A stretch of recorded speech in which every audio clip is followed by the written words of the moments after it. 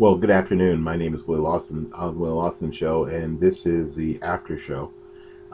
You've been directed here because you're a subscriber or a friend of the New Perspective Facebook page, or you found the link on Twitter.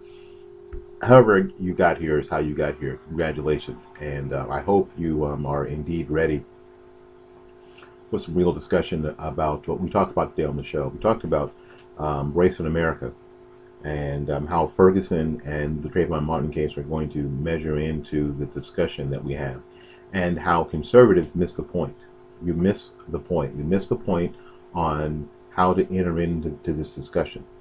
Um, because we won't, because we refuse. I'll tell you what it is right off the bat. Because you refuse to lead any discussion. I mean, and if you've seen this from business, any discussion that you refuse to lead, if you're not leading the discussion, then you are in a reactionary stance.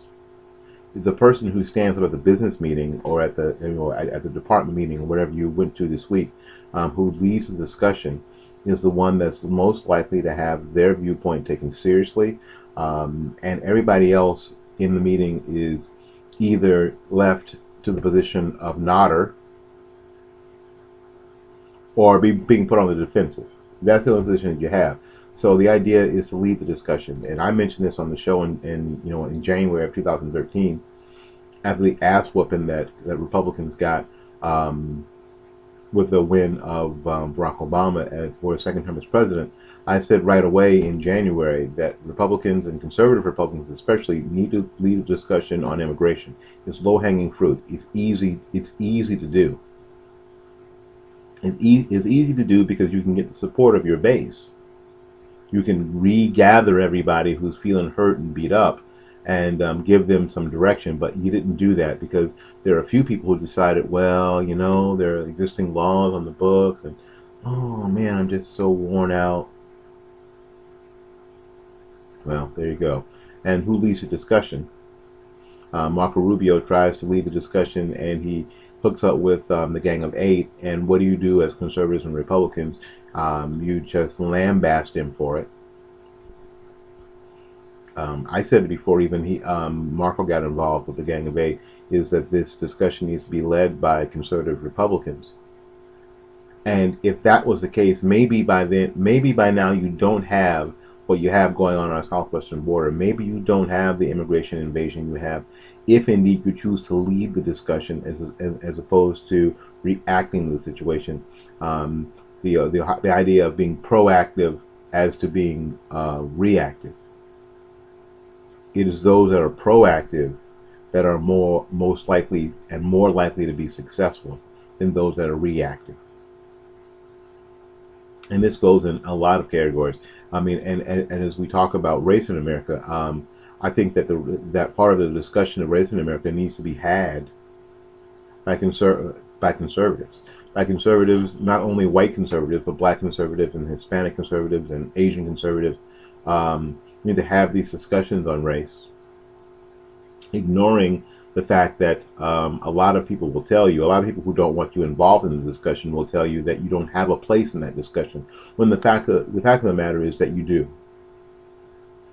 That you have a place in the discussion. And I'm sure that white people have heard that you're not white, or you're not Hispanic, or you're not Latino, or you're not Asian, or you're not Polynesian, that you're not blah blah blah. So you don't have a voice here. You don't have a point here. You don't have a place. I'm afraid that that's not true. No, you may not come with all the background knowledge of someone like me. No, you may not. However, if your goal really is what you say, that you truly want to understand, and you really want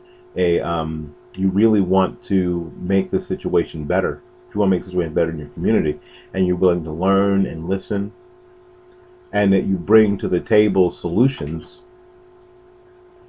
then of course anybody who brings solutions to the table has a voice, or needs to be listened to. That's just how it is. So we have that discussion today on the show, and I really wanted to do this video because I really want to get to I really want people to start a dialogue a real live dialogue on a few of the things that I think are seriously what we're looking at. And what we're looking at seriously is not what we see here on Facebook or what we see in the media.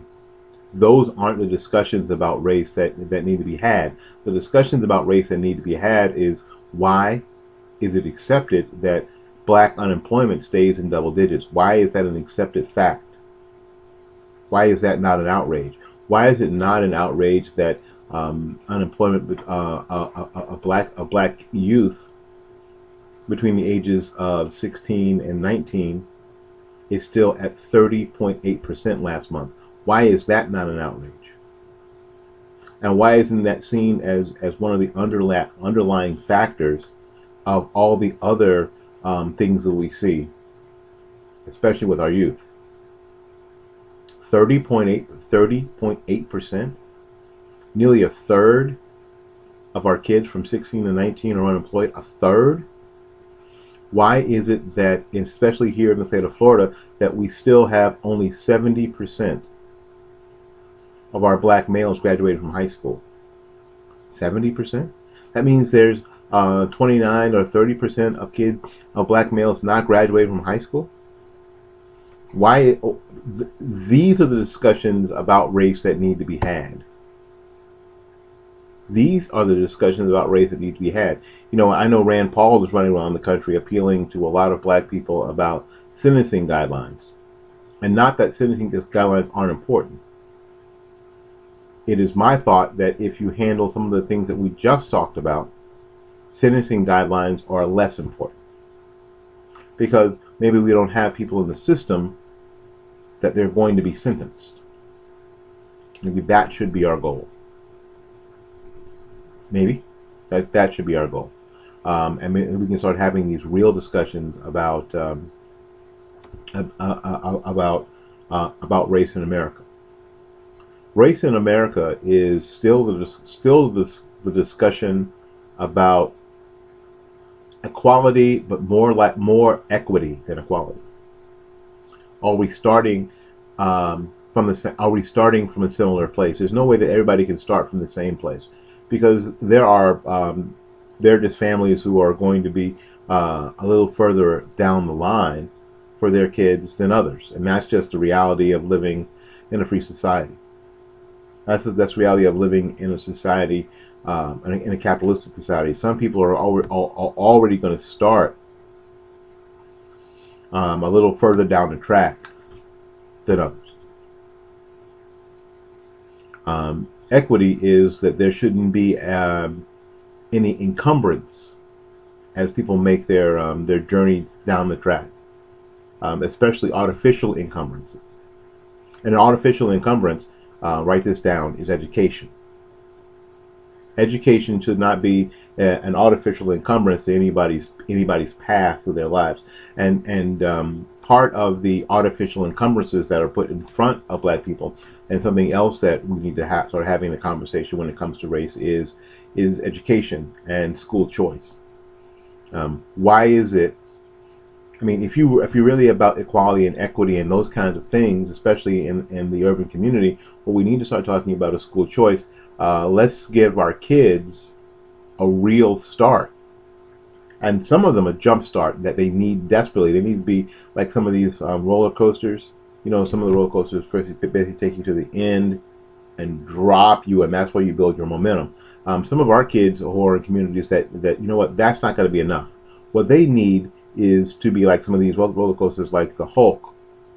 They need to be shot out of a cannon early, like some of those roller coasters. That's what some of our kids need, and the public school systems in their areas, or even the schools in their areas, may not be able to provide that for them. So what we need to do is provide school choice for our kids. That's, you know what, if those in the urban community want something to be outraged about on a daily basis, not just when one of these terrible things happen, like happened in Ferguson or happened in Sanford, not just then, but to keep the fire stoked, so to speak. Start looking at your where you send your kids off to school. Now, a lot of people have already started school around the country. And and think about the building that you put your little baby on, that you send your little baby to when you put them on the bus every morning, and what they're really getting.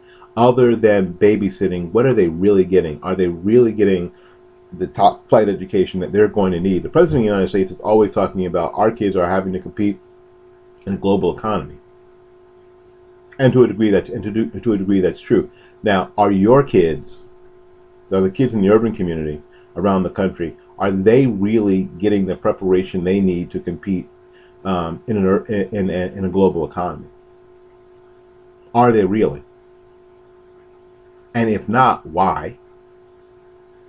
Why aren't they?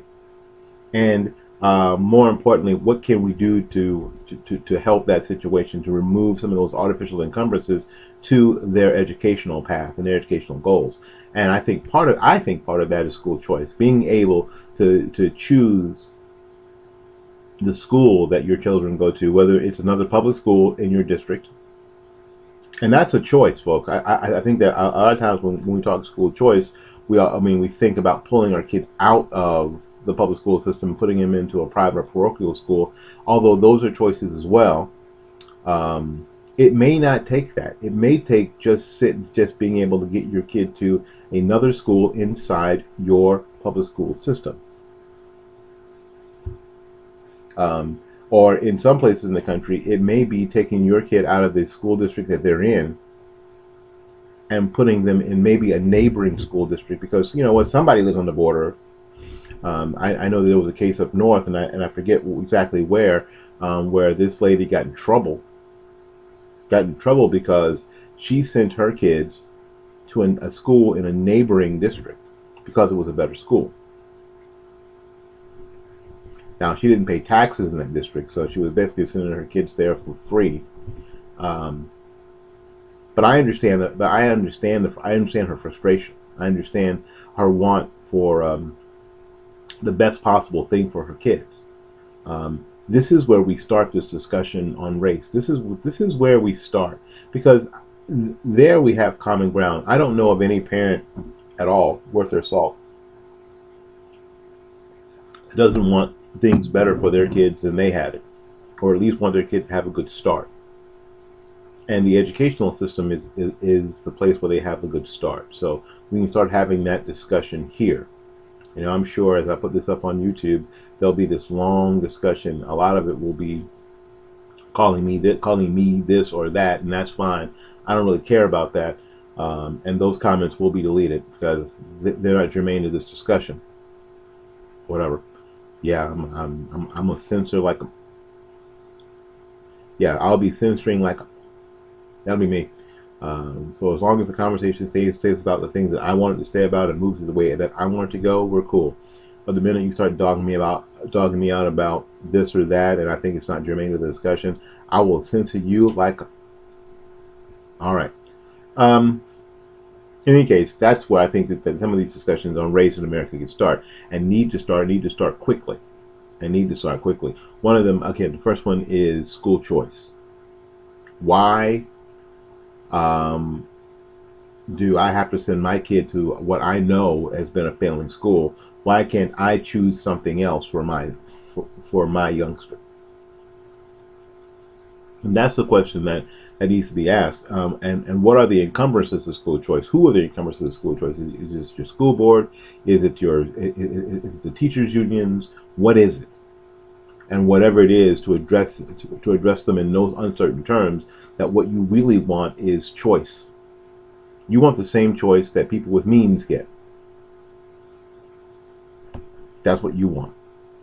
You want that their path, the educational path for your youngster in the urban community to be as clear and clean as the educational path for somebody who lives in the suburbs, who may attend a better school. That's all you want. That's the beginning of all of this. That's the genesis of making sure that there is equity. That at least you have a similar starting point. No one will have an equal starting point, but at least you'll have a similar starting point. True? All right, listen. I'm going to let you talk about that for a while. I'm going to let you ruminate over that for a while, and then we're going to come back with another video in the same series about race in America, as I see it from the Willie Lawson Show standpoint and the Urban Game Changer standpoint. In the meantime, I want you to do this. I want you to go to urbangamechangers.com, urbangamechangers.com, and see what Urban Game Changers is all about. Because I'm of the mind that if we don't change the urban community, that we don't lift up the urban community and make the urban community solid, we will never have the America that we want. Because the America that we always wax poetically about is when the urban communities were leading the charge, they were strong and vibrant. That's when we were at our best. And in order to be at our best again, that's what we have to get back to. All right, listen. Thank you again. My name is Willie Lawson. I'm the state lead for Urban Game Changers Florida and the host of the Willie Lawson Show on Blog Talk Radio. Until we see you again, go out there and learn something, love somebody, and for goodness sakes, take care of yourself. We'll see you when we see you. Bye-bye now.